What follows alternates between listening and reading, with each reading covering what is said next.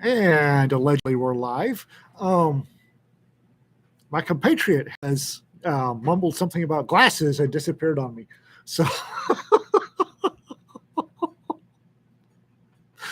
while she's out of the building, the thing I say about squirrels and glow sticks, her squirrels are worse than mine. And I'm not sure they've all got glow sticks. There you are. Oh, you already started? We have started. Sorry, I have to get my glasses.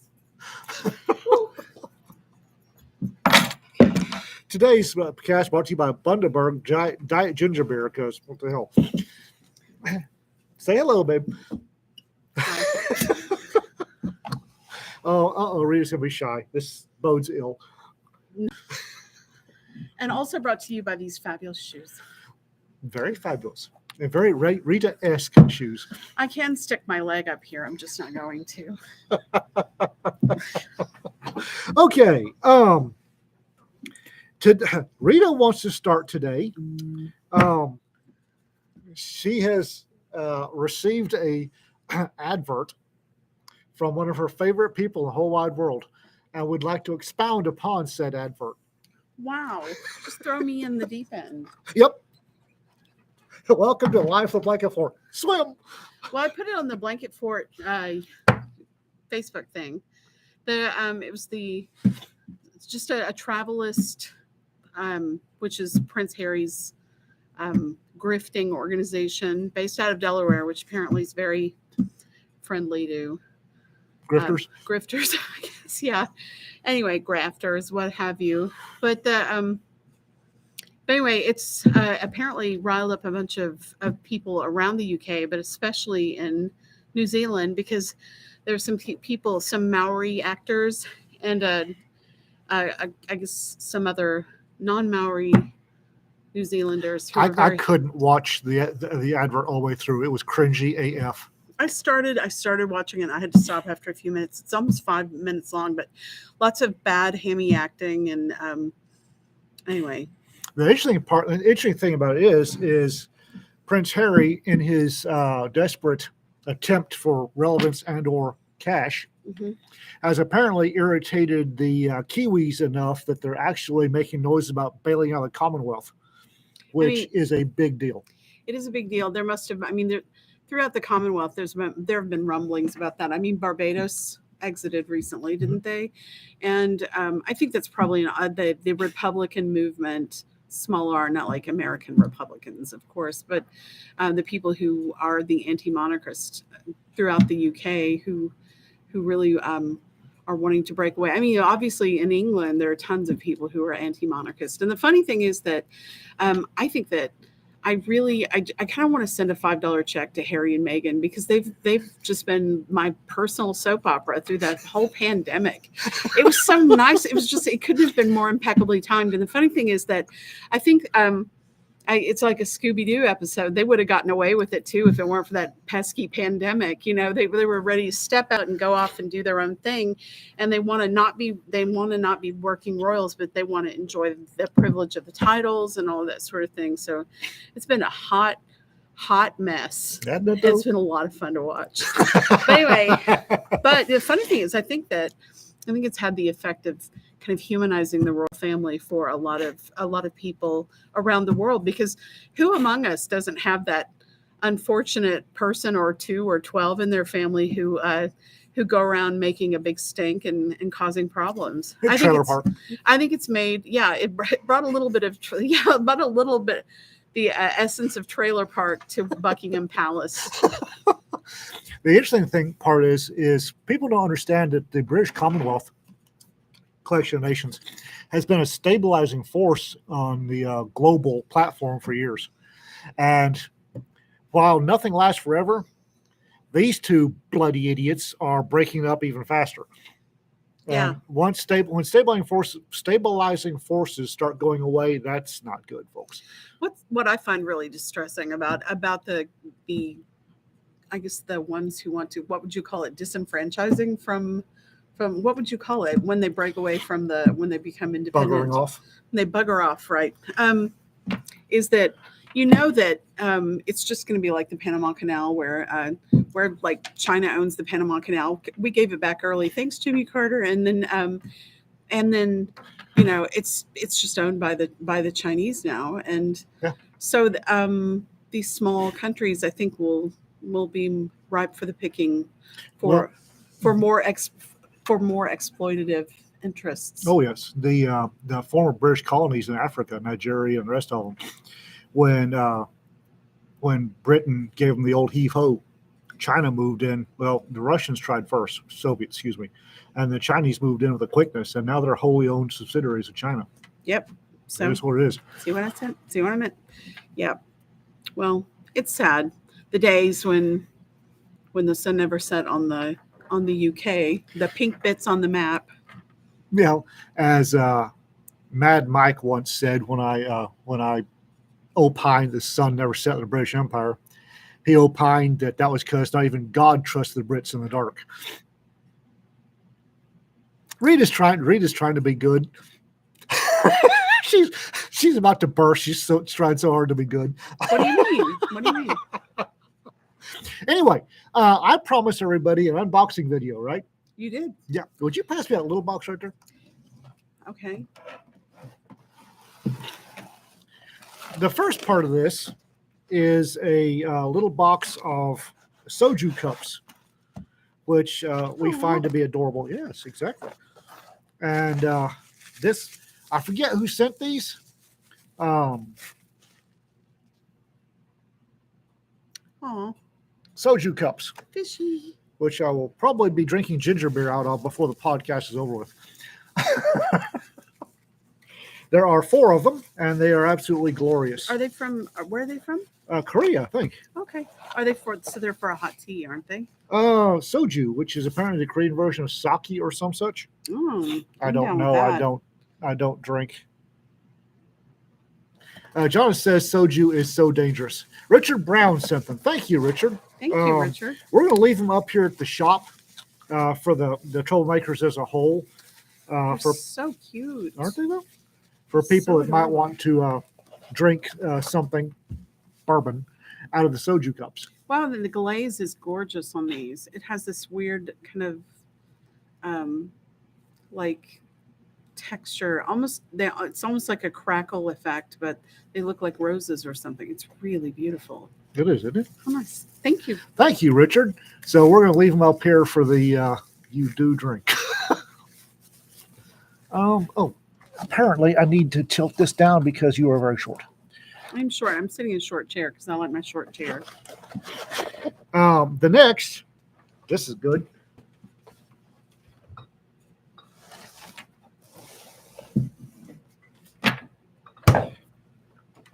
The first thing we got out of the box, and I refrigerated it because I'm not sure, is Peach. Sparkling peach rice wine. And it's in a plastic bottle with a plastic screw type lid, which tells me if this were American or Western, it would be the finest vintage last Thursday. It's apparently 3% booze, so it's 3 horsepower. Damn. And I'm not even going to try to pronounce it's rice wine. I don't know a thing about rice wine. Mediterranean Basin, Africa. Far East is not my cup of tea. You want me to open it? Sure. What are you waiting for? Scared it's fizzy. I didn't know I was getting liquored up today, but woohoo!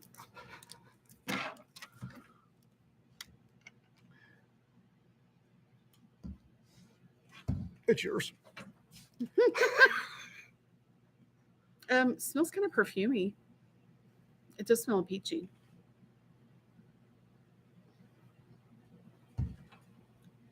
Do we have one of those like little clear cups? Are we out of those? We have little clear cups. It seems like the right. We have the fancy solo cups. So I guess it is meant to be drunk. I guess this is a big cup of it. I don't know. It's 3%. I don't. It's not a Oh, cocktail. Oh, Shake gently before opening. Yeah. well, okay. Or you could drink the whole thing and then just jump up and down a bunch. Is it? I drink, I do anthologies, and I know things. No, stop. Yeah. Okay. So, apparently this stuff is good. It was bottled 9th of November 2021. Mhm. It's probably apparently good till the 8th of November 2022. So good thing you're putting it out of its misery. That's right. And the other box. This is the other box Richard sent, or the entire box Richard sent. And the fun part, I don't know if you read this, is the label says Daegeon Delightful Korean Ellipses. So we have a thing of a Korean. Okay. Chopsticks. I can do chopsticks. I like chopsticks. We shall keep these.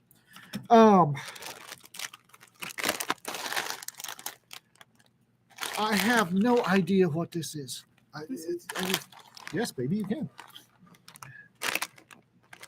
There's some kind of crisps. It's a crisp, and it's a color that in nature screams danger. So, Snack Jengaya.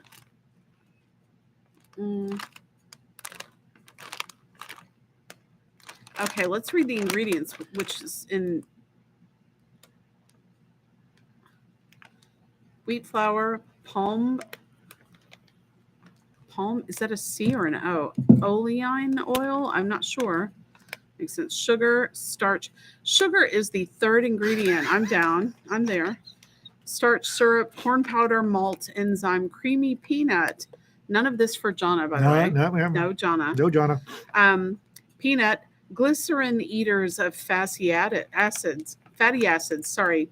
Vegetable cream, coconut cream, refined salt, sesame, ammonium bicarbonate, eggshell calcium powder, nutmeg, dextrin.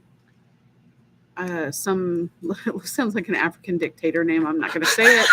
Potassium, glucose, sodium, bicarbonate, artificial flavor, cracker flavor, cinnamon. Contains wheat, peanut, milk, sesame, tree nuts, soybean, egg. So, like, if you're allergic to something, they'll probably get you with this. Yeah. But anyway. Okay. The second thing is a 2X spicy Buldak artificial spicy chicken flavor ramen. Mukbang, mukbang, mukbang. That sounds bad, baby. You know what that is, don't you? Good. Y'all know what? Let's see what. Let's ask the room. Y'all know what mukbang is, right? Yeah, I think the snack sounds appealing. Nancy Fry's right. She says appalling, baby. Keep away from pregnant women and children. I usually do. That's my habit. So yeah. Korean ASMR. Mukbang is people usually people from all over the world. Slurping noises. The people, there have been times I've been watching a video of mukbang, of somebody eating live gooey ducks or something like that, revolting, and lots of smacking noises, which apparently send him around the bend, which is funny. And he's like, "What are you watching?" And I don't know what he thought it sounded like, but I was like, it's just people eating stuff, and he was so grossed out. Yeah, because he's fragile. So this is apparently I noticed that the peppers are evil peppers. It's far from the worst. This is just 2 times spicy. I think I'm right about this. Ask in the room. I think aren't there like 5 times, 6 times spicy? This is far from being the hottest, but I'm sure it will light your fire. Probably light your fire. Apparently, there's one that comes in an all black package that is like lethally hot. Yeah, there are like challenge or like things where there's one little potato chip that is supposed to be insanely hot, and you're supposed to not eat or drink anything else for like 30 minutes to win the challenge. So, I'm assuming this is noodle soup. I'm assuming it's like ramen. It's Shin noodle soup, and it is, quote, gourmet spicy. So I'm not sure what gourmet spicy is, but that looks interesting. Now we get into the stuff that, well, here's this. Demi soda. I can't. Is that right? Wait, can I see? You can. Oh, how interesting. You think it's sort of sweet? From yellow, I'm guessing lemon. Well, yeah, but I mean, yeah, because the lemon. Oh, Yeah. so there's lemon on it. Well, it's also those yellow things are lemons, so that helps. The 1.33%. Do you think that's alcohol by volume? I don't know. Maybe it is. Might be. Sounds good though. Sounds interesting. I love that there's Braille on the can. Oh, there is. Holy crap! There's Braille on the can. Okay.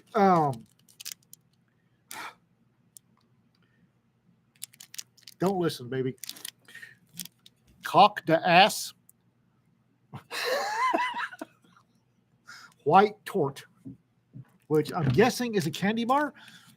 Yeah, I guess so. Tort is like they're usually a layered cake, often from Germany. Gonna be some narrow layers. Where is that? Is this Asian? This is all supposed to be Korean Oh, snacks. this is Korean. Yeah, crown. I mean, it's just. I guess it just sounded exotic, and boy, is it! That's exotic. Chocoheim. Choco hazelnut. Not chocolate hazelnut, choco hazelnut. Oh, sounds good. And then there's Jana Kryptonite. Hatai. Wouldn't that be high tie? It's something. It's an almond something. Not for High tie. We better. It's high tie. We try this stuff. Should we be? Try it. It's Let's Open it. Let's see what happens. Was that what we're supposed to do? We're turning this into mukbang. Oh, there's no ASMR about what I do. Yeah. Why are people sending poison to my blanket fort? Poison. Did Jonna say that? Yes, she did. Well, they did it while you were away, so that helps, doesn't it?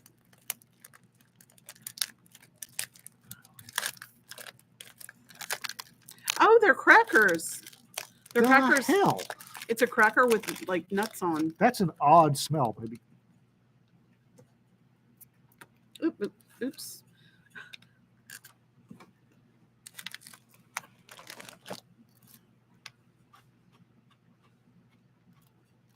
Yep, that's a cracker. We're eating in front of people. Aren't you enjoying this? Isn't this stimulating for all of you? It's definitely a cracker. Yeah, it's a cracker. That is certainly a cracker. Actually, I think it's delicious. It's kind of like it is like a saltine that's coated with a little bit of a kind of honey glaze and nut. The next is a Damn Fino. The only English on here, other than the ingredients, is consuming this product can expose you to chemicals including acrylamide, known in the state of California cause cancer and birth defects. Everything causes cancer in California.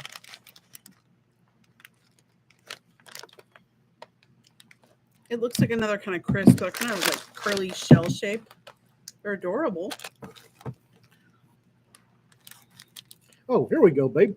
We need to try. Oh, this they one. call it a cookie. I see the It's word. a cookie? I found the word cookie. That's a cookie? It says cookie. This one we should try is French pie. If you would like to open that up. Well, it's strawberry. Okay. I'm not very good at this. We need some scissors. These are not tear-friendly packages. We're becrumbing the place. Oh, it has an arrow. There you go. That tears rather well, doesn't it? It does when you're not going at it at the wrong angle. Oh, this is a typical puff pastry kind of thing with a glorp of strawberry jam on it. I'm going to let you eat this over the bag because this is going to crumb everywhere, maybe over the box. I love the technical term glorped. Yeah. That is very sticky. Yeah, you need a trough for that one. Well, Nobody needs all 10 toes. Let's get this done. Let me read the comments. Are the people enjoying watching us eat stuff? Evil grin. Donna just had a heart attack when you said scissors. No, Nancy. I have multiple pairs of my own scissors here. We have a lot of we have utility scissors, including some poultry shears. I can confidently say that strawberry jam has never been within miles of a strawberry. Aw. Well, let me eat over the trough here. Let's see. Let me see, because I don't want to crumb everywhere. It's close enough. Okay. Why don't you finish it off? Put it out of its misery. You have to. Bye-bye, toes. Mush, mush. Okay. Orion custard soft cake. Oh, wow. That's a real thing. It'd be fun if it was onion custard. It says Orion, but I was like, that looks so much like onion. And I'm guessing it's Choco. I'm guessing that Choco is actually Korean for chocolate. Onion. Oh, onion. I'm guessing. Another damn fino. There's no English on it whatsoever. But it does have cute little characters. Little hamster faces. That's what I want on my snack cakes. Hamster faces. Yeah, don't those look like little hamsters to you guys? See? Very, There's some on the back. very much hamsters. Making, no doubt, pithy remarks in the little thought bubbles. Dialogue bubbles. Rice senbei, cracklins alri. Rice crackers. Yep. Oh, here we go. Brownie chocolate chip Korean. Huh. Interesting. Choco chip. Well, I just lost a glow stick. You lost a glow stick? What does that mean? Is that a metaphor for something? Yeah, for what goes on in my head and yours. I don't know. I don't know what I can't. What's inside my head are a bunch of squirrels, hyper caffeinated at a rave. Okay. As long as they're dancing the same music, same DJ, it's all good. Sooner or later, one of them loses a glow stick and all goes to hell. Okay. Her squirrels are worse. This is Earl Grey grapefruit. I can't wait. He doesn't get this because he can't have grapefruit. Nope. Wow, and I love Earl Grey. Try it. It feels like a cookie thing. Let's see what else is in here. I may open this one. I don't want to. Something that looks all the world like Ritz crackers. It does look like Ritz, doesn't it? Crown. You know, it's funny how much of this looks like the graffiti fonts you see on trains. You know what I mean? Yeah. Just really amazing. It's like it's just barely beyond your ken. You can't quite recognize. Is that a Jell-O shot? I'm going to guess yes, but I'm not sure. It's pineapple fruit jelly, but the number 3 ingredients is seaweed. Yum. Seaweed is so good for you. And Yes, dear.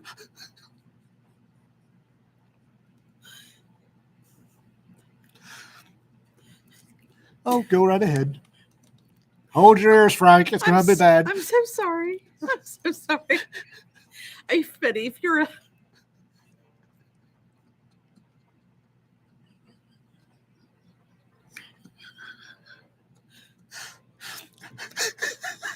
a snot globler, you're in luck.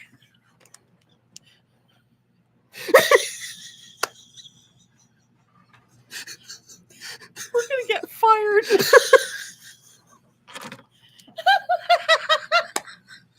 Oh, poor Frank. Oh no. Poor Frank. I think this stuff is awesome. I'm really excited. Snot gobbling and all. No, yeah, I'm gonna gobble the snot. I'll do it. Orion, Maybe in front of you. Orion Choco Pie. After all, I've had alcohol and I probably need some more. We must Can do. we must respect the kook soon dang. I like it. Did you shake it gently first? I did. Okay, because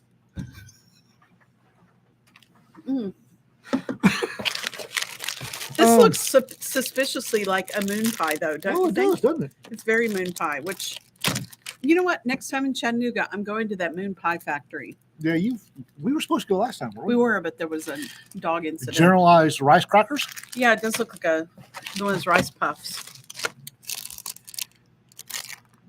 What? One packaged rocket. Snot rocket. Looks like a little cookie. That's a rude thing to say about a cookie. And a Korean tea brewing suggestions. We shall crack into this. Is it? Oh, neat. Mazel hazelnut coffee mix. Somebody doesn't like Jana at all.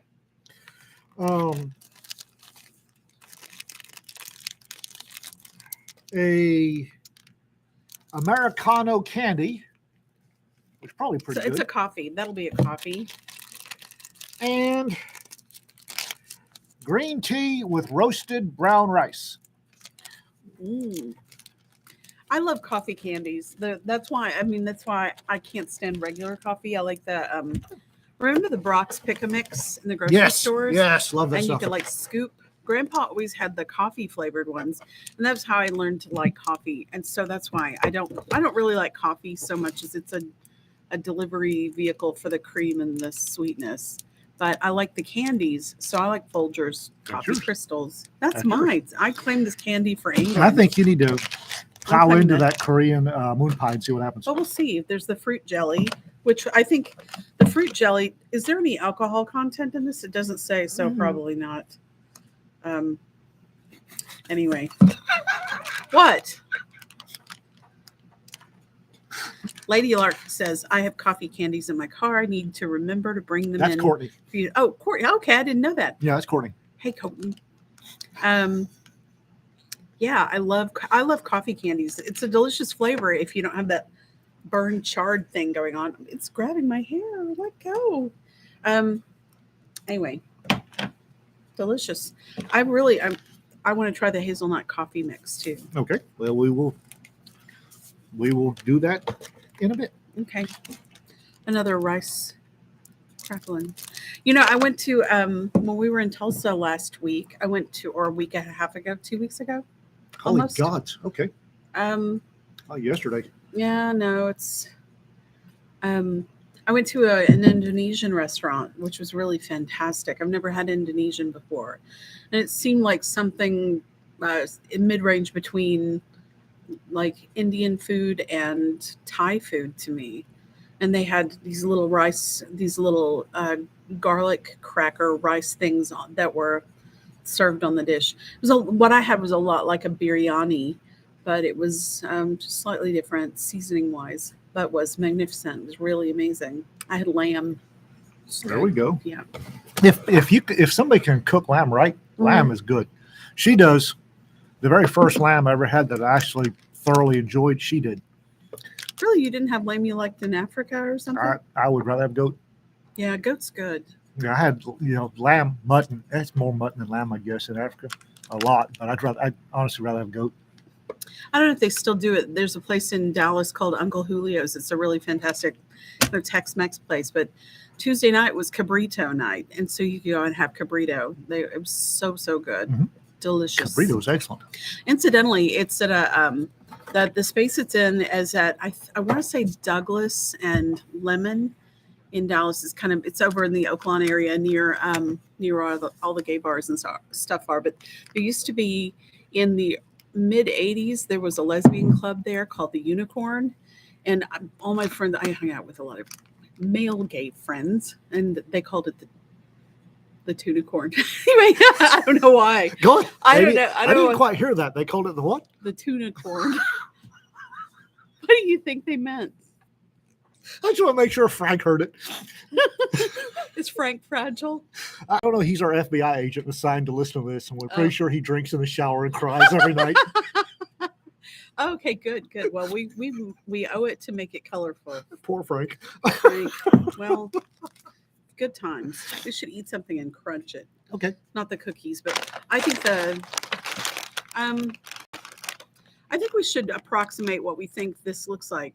This almost looks like an H, and that could be kind of a half of an H. Yeah, it could be an F. H F O O L O F. Hoffalof? Fluloff. Wait, foo. Let's not do that. So, it seemed like a neat idea for a minute. Well, you want to try something? Sure.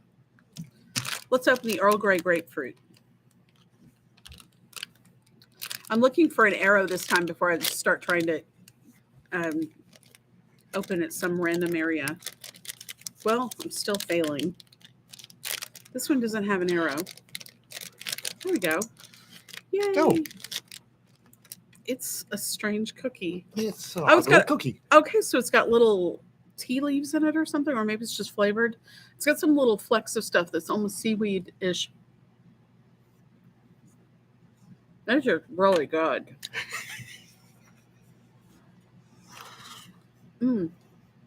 I love that. You like it? Mm-hmm. So the Earl Grey grapefruit is a hit with Rita. So it's got that bergamot flavor. Yeah. You like that? A gooey middle. Mm. Kind of pale. I guess that's the grapefruit stuff in the middle. It's kind of this pale pink. Does it taste like grapefruit? A little, but not too much. Hmm. I'm not a big grapefruit fan. I used to like, I could eat or drink pink grapefruit, but I couldn't do the regular stuff. So when I wound up not able to have it anymore, it didn't bother me at all. I'm not a huge fan of tart stuff, typically.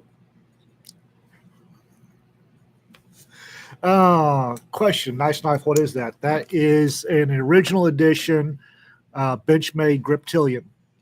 Back when Mel Pardue was still making them. It's got the oval hole that Benchmade put on them to get around the Spyderco patent on round opening holes. No salted, dried, shredded squid bar. You know what? Joel's saying, I made lamb the other day, marinated in pomegranate juice, then slow cooked, suspended over the marinade with mint added. That sounds delectable. Then cook the juices down with bourbon and honey into a sauce. Wow, Joel, we're gonna need you to prove that. You can do that for us, and we'll provide you a kitchen. And what was it? The squid, the salted dried shredded squid bar. That reminds me, when I worked at Blue Cross. Can I say the company name? Yeah, I can. Yeah. They're monsters. But anyway, Frank is 3 cocktails deep now. It's all good. Yeah. So I worked there, and it was kind of drab. I mean, people were pretty basic, and I mean, there were a lot of really nice, fine people, many of whom will always be friends of mine. But it was a pretty, I don't know, homogenous atmosphere, and people were discouraged from being, being in any way interesting. Bright and sparkly and bouncy. Ooh, yeah, well, that's it. So one day I was shopping at a big Asian market in Dallas, and I bought a thing of like little dried anchovies. They were like in little individually wrapped things. It was a big plastic tub, and I put it on my desk, and people would come by and say, "What is it?" And I finally put a Post-it on and said, "Free snacks," and like nobody ever took any, and I just was kind of shocked. And one day I came back to work and it was gone, but I could tell the other children were frightened, which I don't know why. I mean, everybody, I do. You get hungry, you want a little protein. It's very easy. It's not messy. Okay, this is the same place that I think. I just remembered my exit interview. Go ahead. Is that what you were bringing up? No, was this the place with the rabbits, or was that? No, that was out. That was the moving company. Disregard. Yeah. No, at Blue Cross they had I never ever thought I would do this, but I knew that I was when I step off a bridge and it's burning and everything anyway, I might as well torch it, because I definitely don't ever want to go back across that one. So in my exit interview, I told them that their quality process, I told them that it was a great company with a lot of lovely people working there, and it was really, the benefits were fantastic and everything, but their quality process was the turd in the punch bowl. And the guy was very uncomfortable, and he was like handwriting down what I said. And I said, I want you to write that down. Make sure you put, I said, turd in the punch bowl. I want to see that on there. I'm like micromanaging the guy who's doing my exit interview. I mean, if you're gonna burn that bridge, go whole hog, right?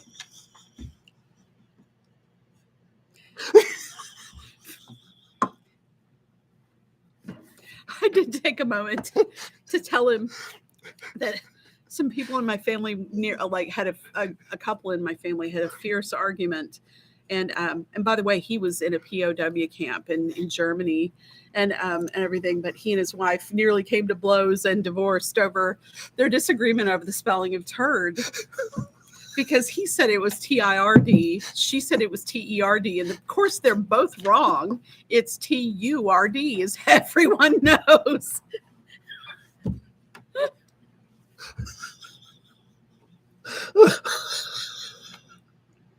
Am I right? Let me look at the comments. Everyone's agreeing with me. I'm sure that you is appropriate. Oh dear. Oh, I need to have you on here more often. Richard says there was a hardware store in Longmeadow, Mass. With a security rabbit. I love that. You know what? A security rabbit. Rabbits can kick the ever-loving crap out of you. So ask me how I know. There went the glow stick. Snap. Oh. Yeah. Oh, yeah. Rick T said, burn it, stir the ashes, and dynamite the footings. I think you meant of that job the bridge I was stepping off, right? Oh, yes. Yay. Oh. Mead Hall Range says, I find it highly ironic that companies expect you not to have an opinion and to avoid certain topics, etc., lest you get looked at funny. But the execs freely bring up their causes.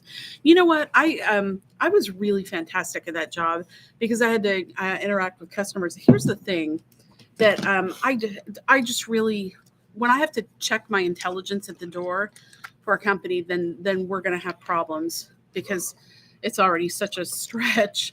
But I would spend so much time on the phone with people and I would take all the time they needed to talk through whatever was going on. And very often people would be dealing with all kinds of, problems, major health crises with themselves or beloved family members. And they need somebody with empathy to talk to them. So I would be on the phone with them as long as they need. And I would, I was like a dog with a bone. I was not going to get off of the subject until I resolved whatever their problem was with a claim or something, some service or health care that they needed. So I got so many letters were sent in. I had flowers sent to me and gifts from people it was really very sweet, but people felt heard and I did a great job.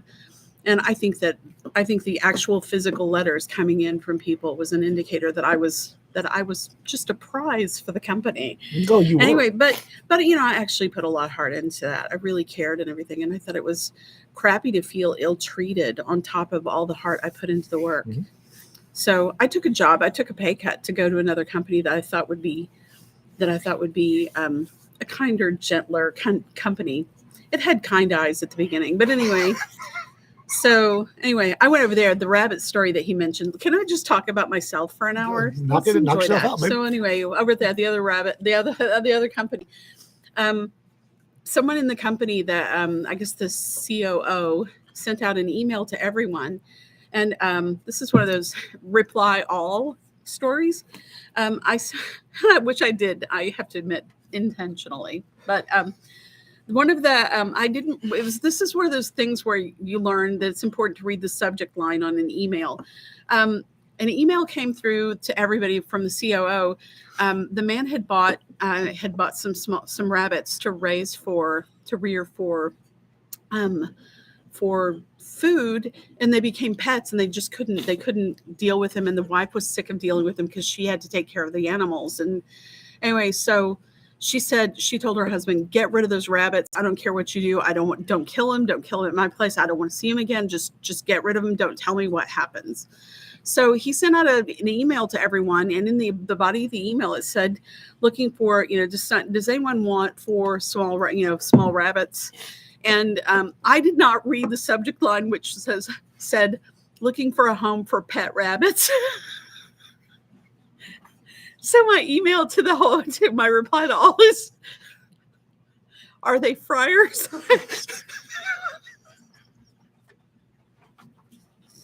Because I'm from Arkansas. We eat rabbit. Rabbit's the best chicken you'll ever eat.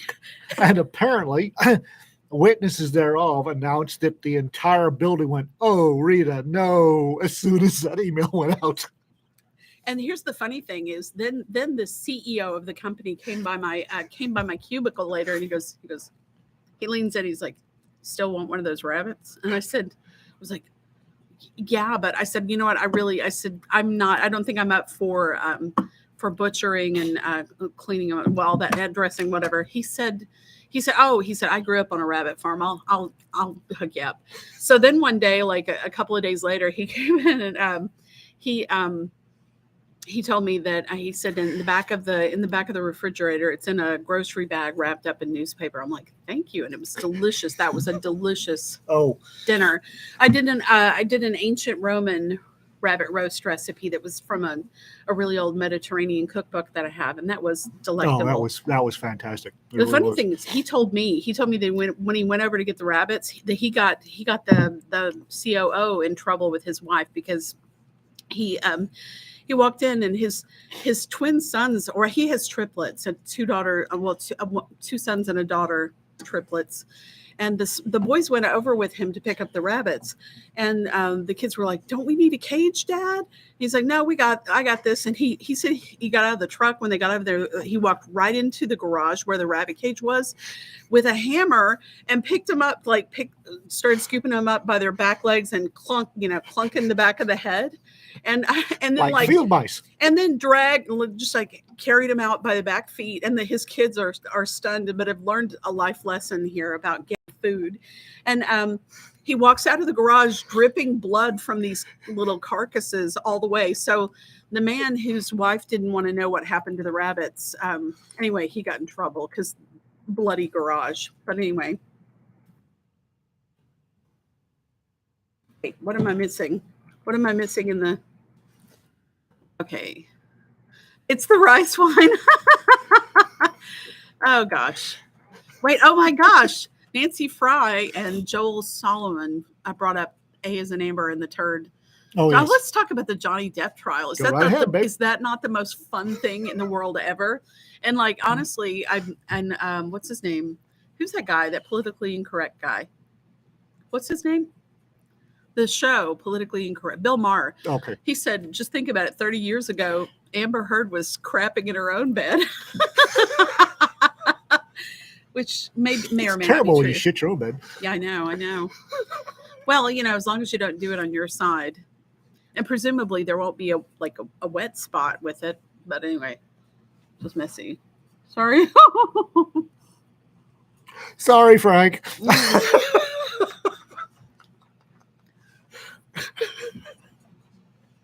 Rick said for me to go for it because you already hear from Ian and Jim and Peter. Hmm?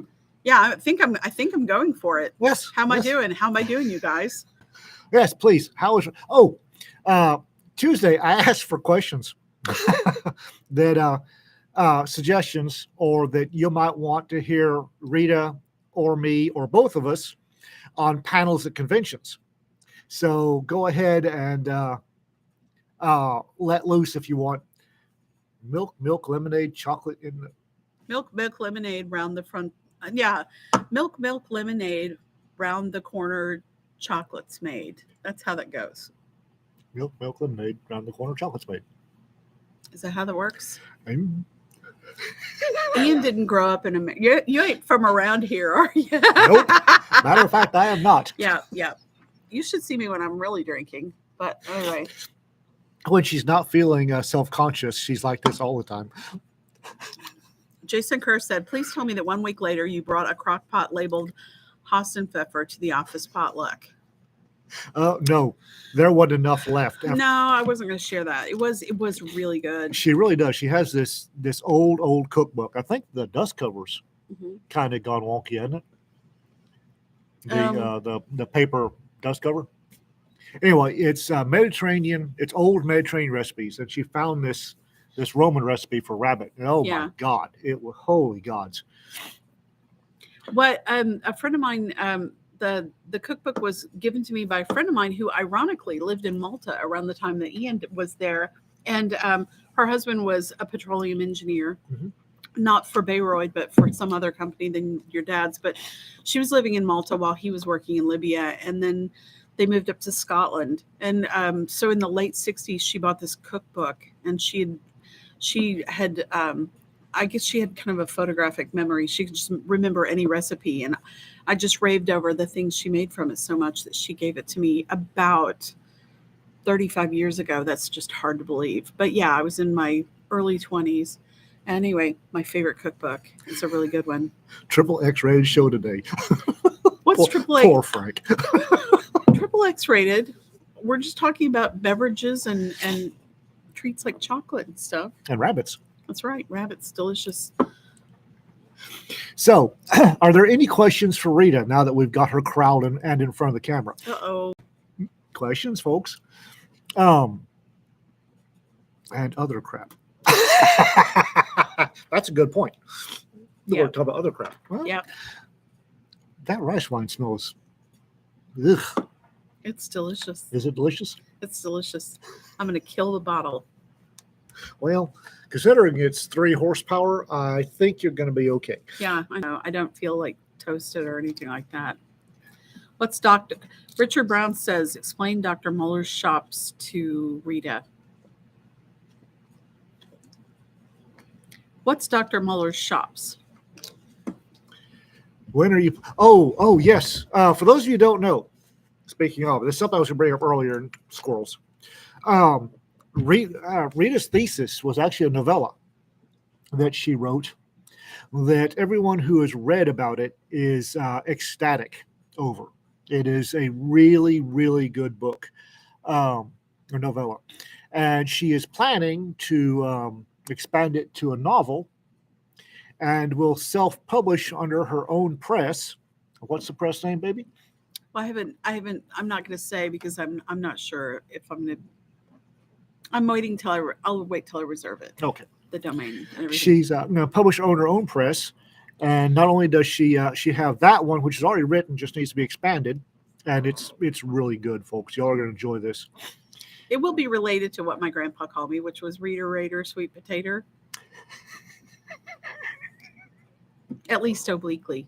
What I want to know is, how does Richard Brown know a headless chicken will run/tumble down a slope? I guess that's a thing of experience he mentioned. Oh, headless chickens run around like a headless chicken. I know they do, but it's kind of mean to put them on a slope too, isn't it? I guess they don't know they're tumbling though, do they? Don't have a clue. It's like, so it's just like when the head's on, they can see where they're going at that time. And you got to hear it if you haven't heard it. The Werner Herzog on chickens. Oh, do your My bit on Werner that, baby. Herzog. If you go to the country, you have to do yourself a favor and look at the chicken in the eye, and the enormity of the stupidity that's staring back at you is simply overwhelming. That's my Werner Herzog. Thank you. I'll be here all week. I do. It's a very good Werner Herzog. Well, I do love What is it? Enormity of their what? the enormity of their flat brain. Stupidity that's looking back at you is simply overwhelming. Oh, dear. Ooh. So I asked Richard Brown how he knew. He said killing 30 as a kid, scalding and defeathering sucks. I believe it. I saw this thing, these homesteaders who had a video, and they had this like an old-timey washing machine drum that had all these rubber nubbins that stick out, and you just throw the carcasses in there and it defeathers them. It just like spins around. Really? And yeah, they just like pop around like popcorn. It seems like that you could do double duty and maybe debone them that way. Maybe the bones would, I don't know. Just seems like it could be. Apparently, Nancy has some smart chooks. Not all of them, for sure. I want chickens. I do want chickens. I'm just very busy and don't have a place for them right We now. had step chickens there for a while, and the babies were not fans. Yeah, we've got a comic book to show, or coloring book to show for it. Yes, don't we do. So that's good. Rather a well-selling coloring book at that. That's good. You spin me right round, round, round. Nancy said, my mom didn't do chicken much because she said she could smell the scalded feathers when it was cooking or frying. Oh, I'll bet. Oh, I'll bet. Mead Hall Range. Who's that? That would be Bill, our friend. We met him at Larry's thing down in Dallas. Okay. He has a gun range between here and Oklahoma City. Oh, neat. He said, how in the world do you put up with him?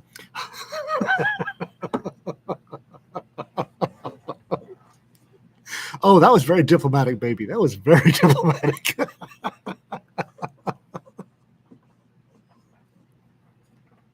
Oh, dear.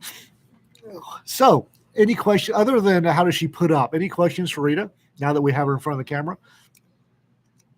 YouTube video popping rice. What is that? I don't know. Richard Brown. Taking one for America. Bill might be a bit of a smartass, so he fits right in, right? Yes. We were actually going to visit him on the way back from TollCon if we hadn't gotten out of OKC after 7 o'clock. Yeah. Flippin' Harmon asked when I'm planning to self-publish my book. I'm hoping that I'll have it ready by FenCon in September. So we're gonna our book launch will include hers. What's the name of it, babe? Oh, Overly Familiar. There you go, folks. Overly Familiar. What firearms does Rita like to shoot? I have a high standard 22 pistol that's like 9 rounds. It's a lot of fun that my dad gave me, and that's fabulous. And I like shooting a Colt's Python. Mhm. Those are fun. Lots of fun. And I will forever kick myself for the one that I didn't buy at Ray's Sporting Good in Dallas that time when I could have gotten one for $1,100. It makes me sick. I could weep. But anyway. Rita has this this talent for walking into a gun store and immediately being drawn to the most expensive gun in there. We went to Ray's Sporting Goods. If you don't know Ray's, it is famous as being the place where Jack Ruby. No, I think Lee Harvey bought some ammunition there for some reason.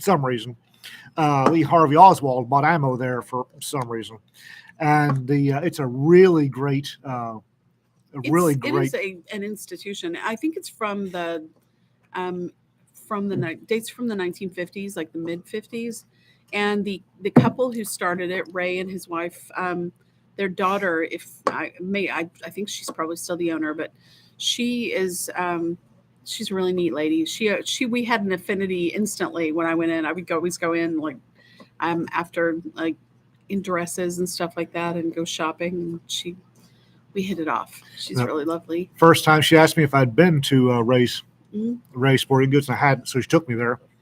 And she walked up the counter and said, "Ooh, I like that one." And I'm looking at a mint Colt Python, new in box condition. And it's like, of course you do, sweetheart. Well, they're fun to shoot, though, too. Yes, they are. I've shot Jims. Yes. It's really nice. She also rocks a Browning BL-22 like nobody's business. I feel like Annie Oakley with a 22 rifle. I mean, I love that. It's so much fun. Plink, plink, plink. Yep. She rocks a Browning BL-22, and she has a Ruger PCC 9mm rifle that she hasn't got to shoot yet, but I think she's going to rock. Rifles are fun. I also helped Peter teach her how to use a Mossberg 20 gauge, Model 500 20 gauge pump that she's really good with. Let's see. Rita has excellent taste in guns. Yes, she does.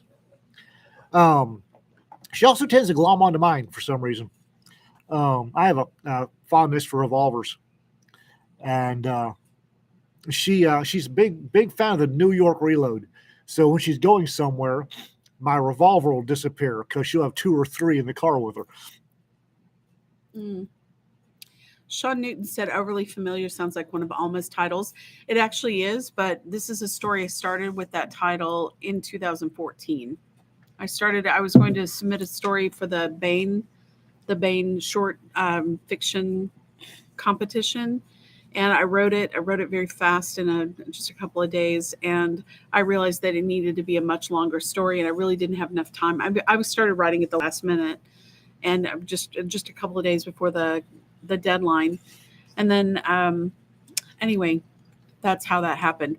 So we just happened to have come up with the exact same thing, although I've never ever discussed it with her. It's not like she would know that I had that going, and I didn't know she did either. So Well, that's okay, baby. Ghosts of Malta. There are 2 of them mhm, on Amazon. mhm. There's a Maltese guy, historian, wrote a book called Ghosts of Malta just before we published ours. I still wanted to write a story for that one that was about the goats of Malta. The submissions are open, babe. Knock yourself out. Well, it should have been the ghosts of Malta, but anyway. But yeah, I'll do it. Yeah, I think it'll from the precis of it you gave me, it'll fit in Knights of Malta too. That reminds me of a story. Go ahead. There's this family who moves like to a place out in the country. They just moved from somewhere a long ways away, but nobody ever saw the dad. And there's the mom, and there's a bunch of kids. And anyway, they've like everybody in the town is talking about what's going on with his people. What's up? And finally, they like kind of nudge the preacher. They're like, the preacher's got to go out and visit and like go see what's up. We heard, we're hearing bad things about those people, and anyway, the rumor was that the mama was married to a goat. That the goat was the dad of all the kids and everything. So the preacher goes to the door. The preacher goes to the door, and he knocks on the door, and a little kid answers the door, and he says,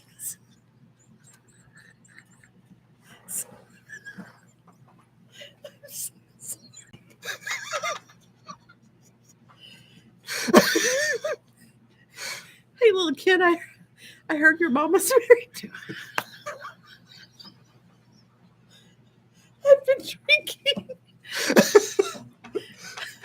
Hey, little boy, I heard your mama's married to a goat. Can I talk to your daddy?" He goes, "Oh, sure. Hey, dad."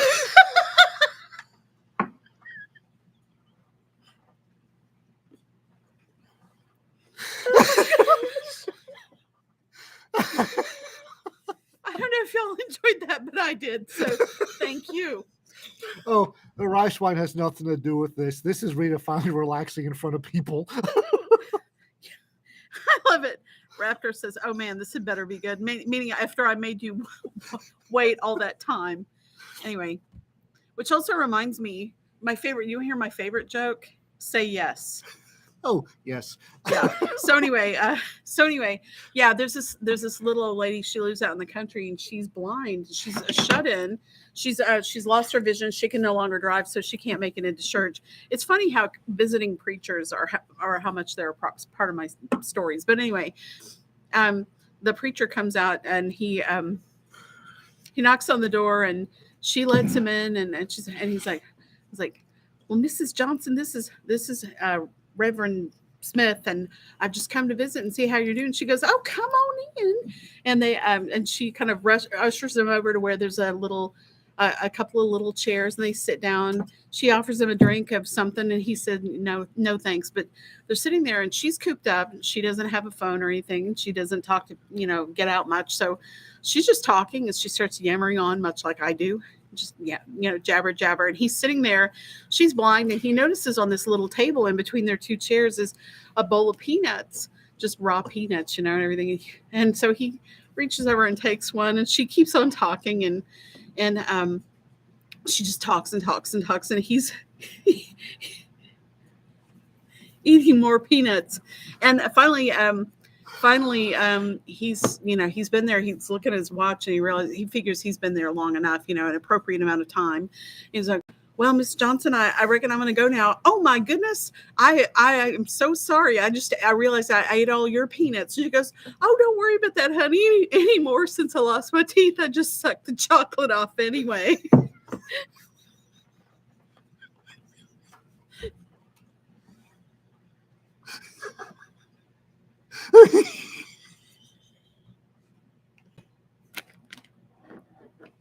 Oh dear.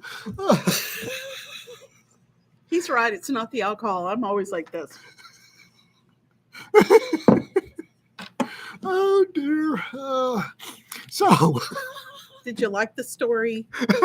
Was that good? offhand, I'd say it's a yes. Okay, good. Good. I have not been drinking. However, in honor of Rita, if we get enough Malta stories for a 5th anthology, it'll be named Goats of Malta. You betcha. Jason Kerr said, why do I have a sudden hope that Methel Ehrman will be singing Son of a Preacher Man in the near future? Oh, Methel's going to sing everything. Will sing all the things. When I got to thou shalt not commit adultery, I remembered where I left my bike. Poor Frank. Poor Frank, yeah.